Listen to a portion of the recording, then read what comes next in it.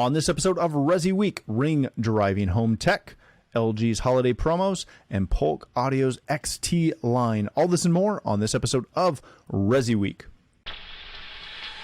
The network for the AV industry.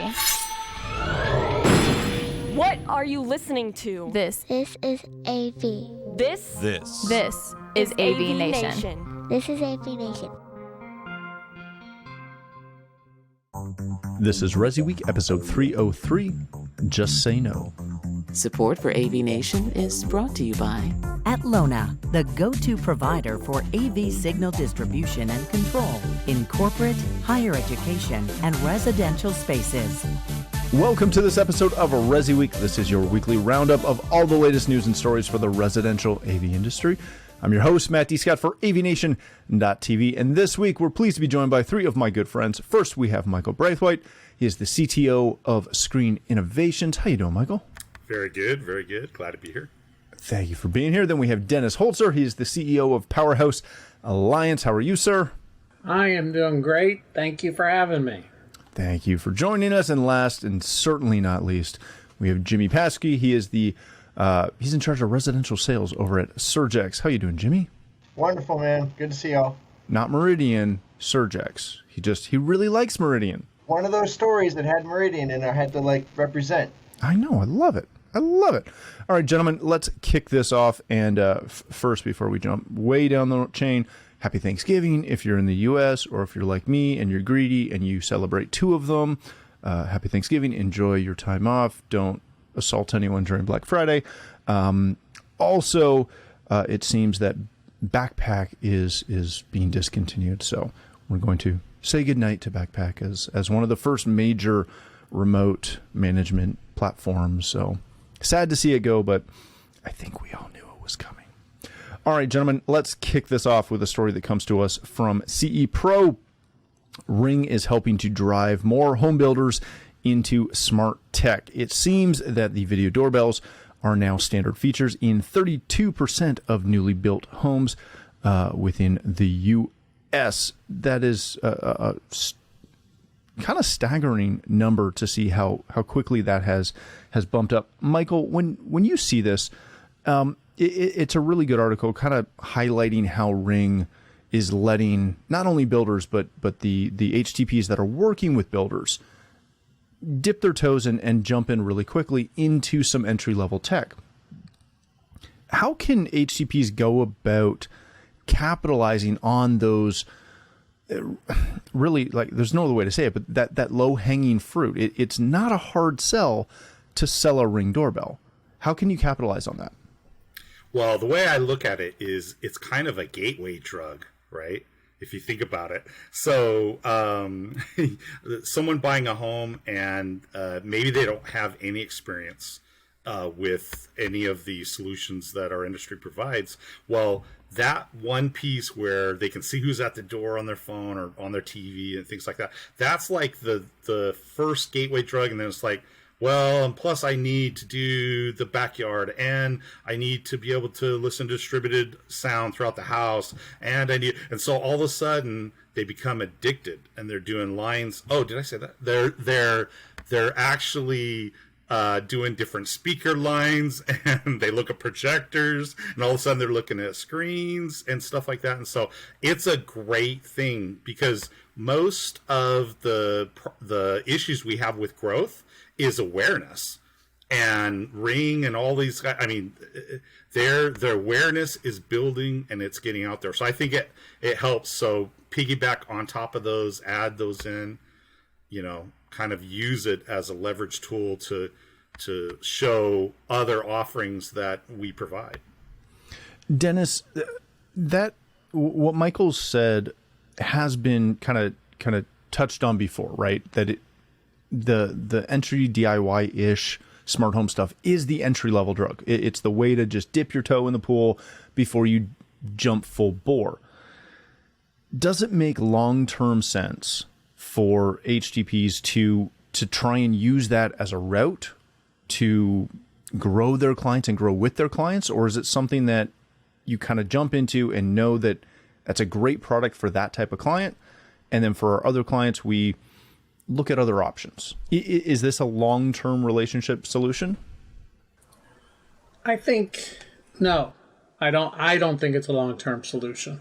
And it's a real sore topic for me, because as I look at all integrators, and you use the word low-hanging fruit, and I talk to integrators, and I'm actually in the process of doing something with my group that helped change this, but very, very few integrators go back to any of their clients that they had, regardless of what they did, to say, hey, we now do, or we now offer. And you talk about low-hanging fruit for somebody who 4 years ago had you install a TV and they put in a 60 or 65-inch TV, could have used an 80 or maybe even bigger. So it was a 1080p TV. How about 4 years later, especially during COVID, of all things, you don't have to go back to their house to inspect. You can say, hey, I can now give you that 72 or 82 inch you really could have used in a 4K at the same price, or maybe even less than I sold you that TV 4 or 5 years ago. And so that little correspondence, and these doorbells, how much correspondence do you need? All you have to do is watch the news. It's on at least 3 times a week where they're showing, and maybe not by Ring but the actual news, where they're showing someone going up to a porch and stealing. So I just think this is much, I don't say it's long-term, because I think the long-term correct thing to do is continue to go back to your clients that you did work for over the last 3 to 4 years and send them a flyer, send them a text, whatever technology that we're all in that you want to use, and say to them, hey, by the way, we're now installing this. And the reason I don't say long-term is because I think, unfortunately, specifically in the U.S., anytime there's a major disaster, the Boston Marathon, things like that our camera sales as a group go up infinitesimally. So, this is a perfect time to just let your customer know what you have and let your customer dictate. I would hope you're just not going there for a Ring doorbell, because a lot of people, while they may start with a Ring doorbell, if you talk to them a little bit and say, hey, by the way, I can put 4 cameras, one on each corner of your house, for $9.99, I'm just picking a number, I think better than 50% of the population would say yes. So I think it is a gateway, but I think there's so much more that can be done. And that's why I don't think it's long-term. Just going in with a doorbell is the answer. I like it. Jimmy, the pushback we always have about, and I'm just using a Ring because they're in the story, right? But the pushback you always get with something like Ring is if you're a mid to high level integrator, and obviously that changes where you are geographically, but work with me. If you are a mid to high level integrator, jumping off to go do even a couple of cameras from Ring, it's not always like, it might be okay filler work, but it's not like you don't want to send a regular tech out to do that. They can be doing other things and making you, we'll say, a better return on their day. Is that kind of the break point of you either have to have a division to do the entry-level DIY stuff, or you have to be very cautious with how you play with it? I don't know. I believe in someone should have an identity and try to stick with it, right? And not try to play all sides of the market. Either they're really good at the low-end stuff and they can scale to that, or they're really good at the high-end stuff and they're detailed, methodical, and all that to handle that kind of work. So I guess what I would say, though, is we've got examples of, like, when 480p was big, Fujitsu, I think, was the plasma of the day. And then there was that gateway plasma, and the gateway was way less money. And so the customer would be like, well, what about this? That's 480p. It's a plasma. Why don't I just get that? And dealers were smart to show both, right? And say, this is why you shouldn't do that. They went and bought one and put it up on display and embraced that. And then Hey, I don't need really good speakers in the house. I'm only playing MP3. Okay, well, put a pair at least in the primary room. Oh, that sounds really good. I want more of those. And I can tell you guys, personal experience, my little neighborhood from the 80s, we got Ring cameras everywhere. One neighbor has real nice security cameras. Somebody's going around stealing mail 2, 3, 4 in the morning. No one with a Ring could get the car identified. We didn't know what the hell it was. Is that a SUV? What is it exactly? But the one guy who had the Mac Daddy situation, like Dennis was kind of pointing out, they had all the detail. They gave it to the cops. You know, I won't say that they busted the person. I really don't know the end of the story, but we all looked at the images going, holy crap, that's a nice camera. You know, my wife's like, well, we don't have a camera like that. I'm like, I know, we've got the doorbell Ring. So, I mean, it's great.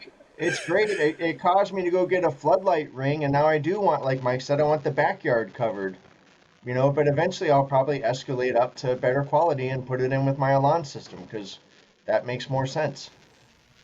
Yeah, I as a funny side note to your story, my truck was broken into a couple of months ago, and I have cameras, and I have a couple Ring cameras as well. My neighbor has some Amazon special PoE cameras, and we took the Ring camera off my front door, which is a Gen 1, and it was acceptable, we'll say.